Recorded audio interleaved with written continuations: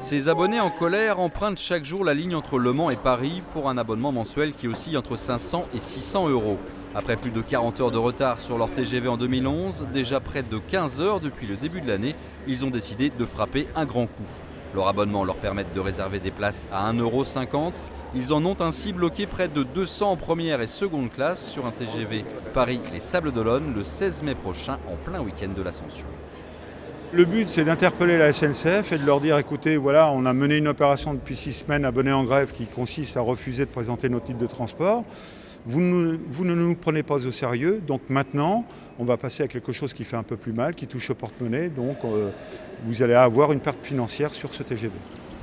Coût estimé de cette opération train fantôme entre 27 000 et 30 000 euros de pertes pour la SNCF. Cette dernière avait pourtant octroyé une compensation financière de 115 € à ses abonnés en colère. Symboliquement pour la SNCF, effectivement, il y a un manque à gagner, mais le manque à gagner il est beaucoup plus net, je le redis encore, pour tous ces clients qui ne pourront pas voyager. Nous, 250 places dans un week-end où on va avoir 70 trains supplémentaires, vous comprenez que ce n'est pas excessif, mais je pense que pour les 250 personnes qui ne pourront pas voyager, c'est un manque à gagner très certain. La SNCF pourrait accroître le taux de surréservation sur ce train pour compenser son manque à gagner. Les abonnés, eux, annoncent que leur initiative pourrait faire des émules dans d'autres régions, d'autant qu'au retard des trains s'annonce une hausse du tarif des abonnements de 1,7% en juillet prochain.